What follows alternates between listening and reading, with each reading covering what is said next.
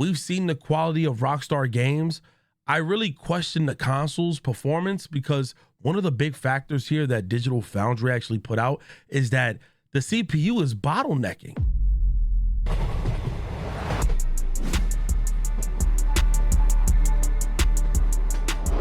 Welcome back to the channel, everybody. So recently there's been so much discussion about GTA 6. There's been a lot of topics going around on YouTube, Twitter, and all these other platforms in regards to the pre-orders and people having their gripes with like content being locked behind a paywall. They feel like it's unfair. This has been so much. And actually I have a video dedicated to the whole content locked behind a paywall thing. I'm just figuring out like, my title for it, because I think a lot of people on one side have an extremely valid point to feel how they feel. Then there's another side that I feel like have been blind to some of the releases and some of the egregious stuff that we've received over the last decade. And I just want to point out one, because it's going to be put into my video. People, that are complaining about the $80 versus $100 version. I understand that.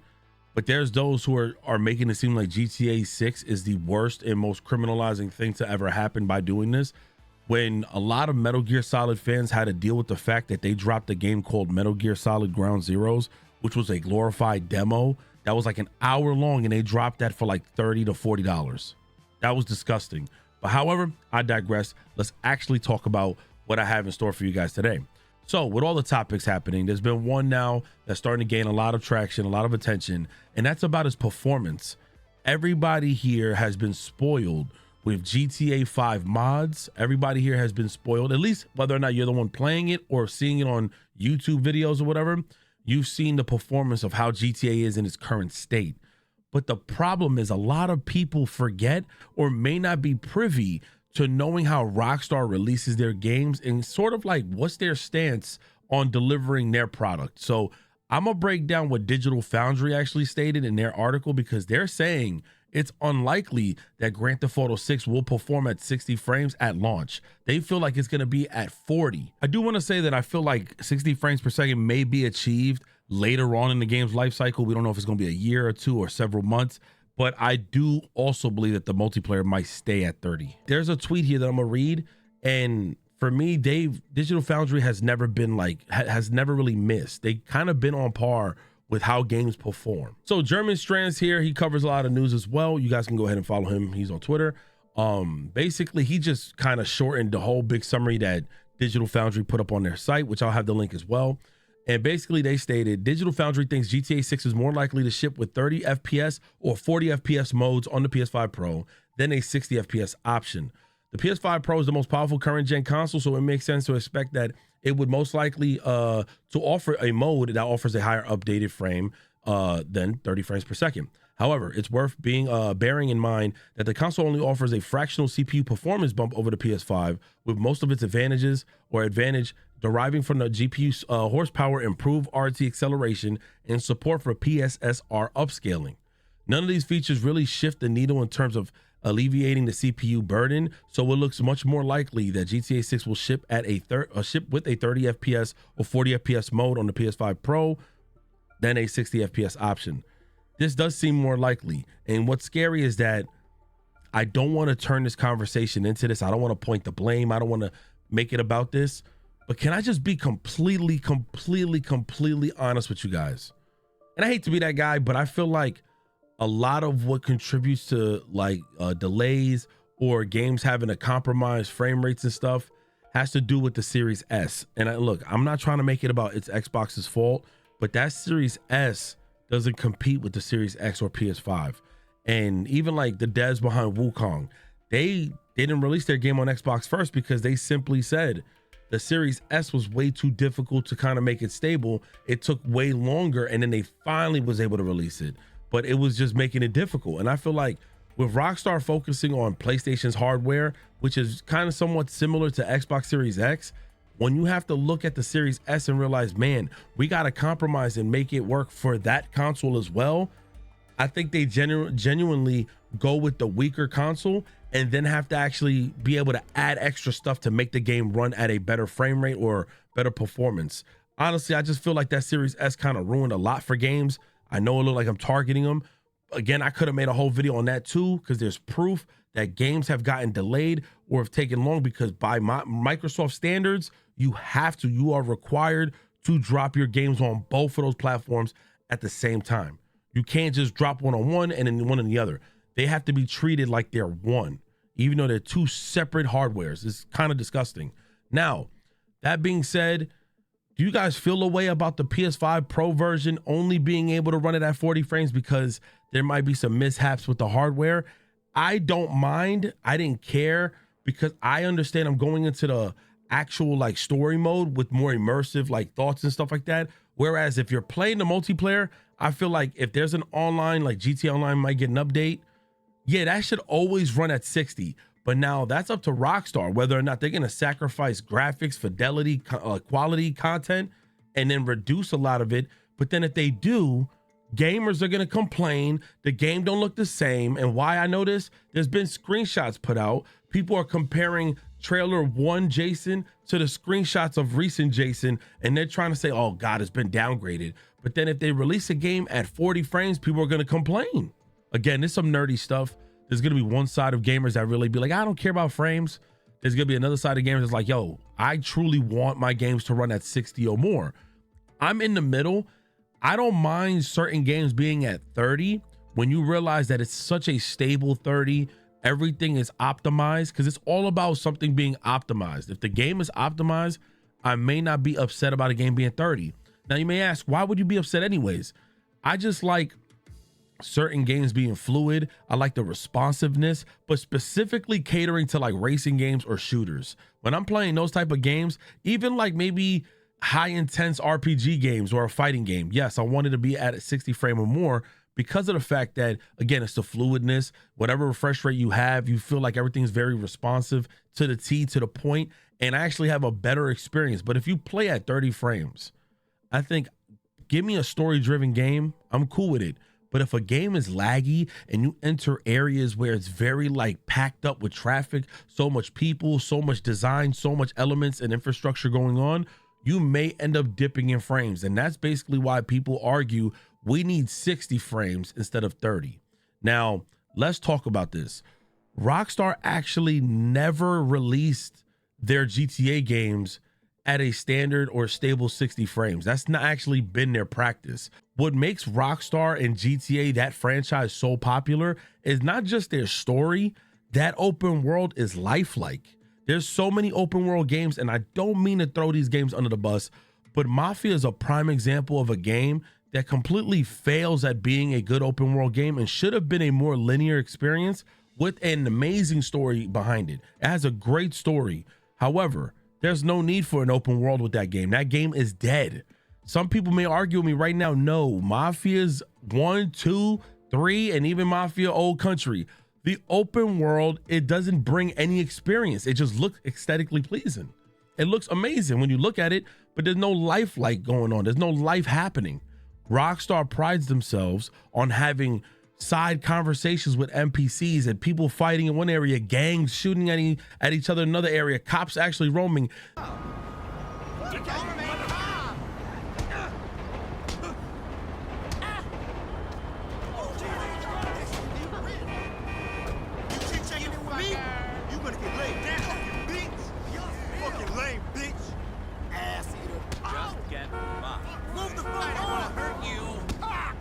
They have a high volume of artificial intelligence living in the world that we're currently playing in. Let's break down, because I wrote down a list. This is actually a thing, and some people may have not been aware of this, and it's okay, but also you got to call out those who act like they knew this or that it's always been this way and they've been wrong the whole time. So let's actually talk about it. So we're going to start with the PS3 because honestly, the PS2 versions of any GTA game, San Andreas, Vice, like they were all like at 30. Possibly even less. I don't even know. But as far as the PS3 and up versions go, when Digital Foundry, who again is a company that kind of covers the quality and performance of many games and tech, they've been around for years. They have reported this as well. So I wrote down in my notes, it says launch frame rate for GTA 4. This game came out in 2008. It came with an unlocked frame rate that fluctuated heavy, averaging 25 to 30 frames, depending on the console and on-screen action. That's some scary stuff. At the time, I feel like it was performing better on the Xbox 360. However, regardless of the fact, anytime you got into collisions, anytime you got into like areas that are highly active with NPCs and in different like events going on, you seen dips in the frame rate. It was always happening. One of the upgrades, it says Rockstar never actually remastered or upgraded the game for the PS4 and PS5. However, there is a code to unlock the actual frame rate with backwards compatibility. That doesn't necessarily count. That was just like a little code that would actually help out for the Xbox Series X and S. Now, the game released on PC as well. The thing is, it came out on PC and was a total shit show. And it took a lot of people to figure out some qualms or like some little fixes to get it running at a more stable frame rate. That's not due to Rockstar. That's due to people who know how to mod, not really mod, but who know how to actually work things on a PC. They were able to get the frame rate stable. But Rockstar initially released their game at 25 to 30 frames. Red Dead Redemption came out in 2010 and it launched with a locked frame rate at 30 frames per second. And in 2023, when they ported the PS4 and they ported the game to the PS4 and Nintendo Switch, it launched at locked 30 frames per second. Nobody was complaining. October of 2023, it received a 60 FPS update, and they quietly released this update for the PS4 version, which added a 60 FPS toggle specifically when playing the game backwards compatible on your PS5.